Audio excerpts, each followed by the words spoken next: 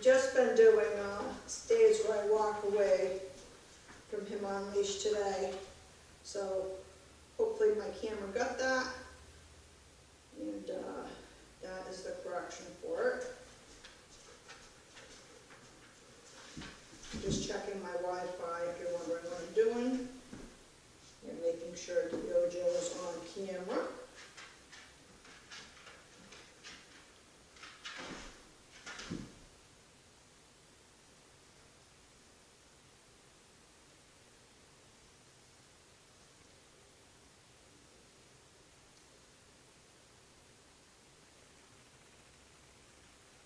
Beautiful. Of course he's black, so he's going to blend in a little bit. Let me try to lighten that up for you later. So Diogo at the moment's in a stay. We actually already finished our stay up, so we're on to something else.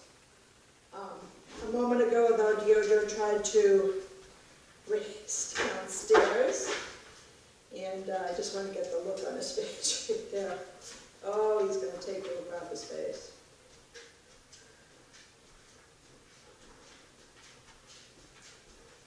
A little bit of a challenging look.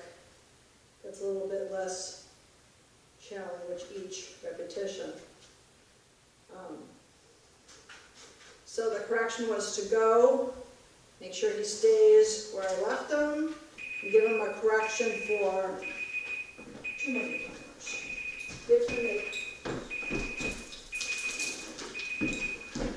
no!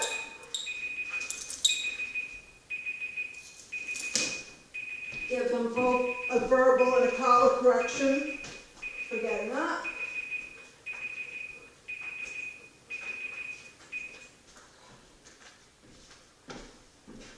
And then even though he did, I can still tell him he's a good boy. So he knows that by responding in such a manner where he's sitting and staying, that I'm happy with him. And even if he gives me like kind of a challenging look, I'm not going to correct that. If anything, I really appreciate the heads up. Sometimes dogs can be really subtle in how they give you certain warning signals, and if his muzzle's up, he'd probably come up and tag me, but he's aware his muzzle's on. So you don't need to correct him at this point. Just when I'm working a dog like this, that might bite me in certain situations. And when I'm not challenging him, he's probably not apt to bite me. If I am challenging him or his owner is around, he is apt to bite. So if I watch what's going on here, or wherever the dog shows it, they show it in different areas depending on the dog. If I watch what's going on there, I'm not going away. Then I can judge with each repetition that we do, or over a series of days or weeks or months that we're doing, how that changes. So what I want to see is like relaxed, not concerned, no tensing up, and no trying not to challenge me with the eyes there. I can tell when his little bushy brows go up that he's about to give me a challenging look. So there's a difference. You can tell with him actually when he's giving you a nice, soft, welcoming look and a challenging look. That's a challenge right there. It's a challenge he probably won't follow through on, but nonetheless it's a challenge. So if I was working with an unmuzzled dog doing this, which depending on what I thought the likelihood that he would bite me would be, I would go present my bum for biting. Well, I wouldn't want them to bite my bum. And pick up the leash like that. As it is, the beauty of the muzzle is I can just go in. Because he has this on, not much is, now his eyes are softening up, not much is going to happen. Good boy. You ready? All right. So we've done our stays already. Maybe I'll just do one more just to show. So this has been fast, so I have to make sure we're not overlooking any holes. So we got to this point in just 3 days, which is unlikely, but we can always go back in and work our way out again. But he's pretty smart, and his owner's done some work with him. So I would hate to throw away any work his owner's already done just to redo it again, so that's why I'm pushing it a little.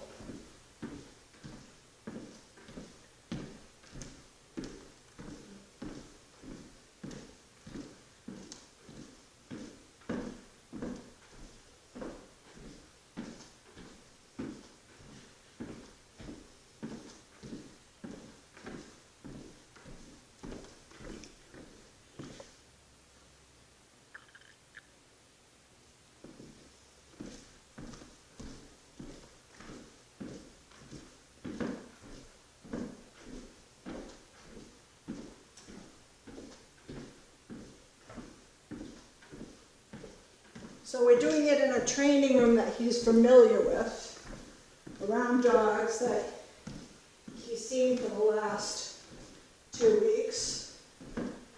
So I would call this low-level distraction. So it will be different, or it should be different, when I bring them out to my yard, for instance, do this. Or even if I was to take off the muzzle, it'd be a completely different story. Or I'm assuming it would be. You never know until you start working with the dog. All right, so that's a stay, and that's what the owner needs to do 4 times in a row to practice, based on where he's practicing. Again, in the distractions around, you would, and no lying down, just so you know, you would decrease your distance and or your time, and always a leash on at this point. Yep.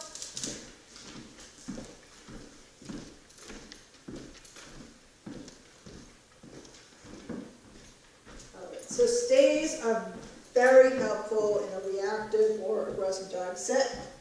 And when you have your dog approach, when you have someone start to practice with you approaching the dog, which you don't start off with a pet and a hello and right in the dog's face, stays can be very, very helpful. So you have 3 stays, well 4 really. You have your sit, you have your down, you have your stand, and you have your place, which we haven't been going over with Diogo. You don't really want anyone to bend down and pet your reactive and or aggressive dog in a down. So the 2 best positions to start to work up to that are sit, stay.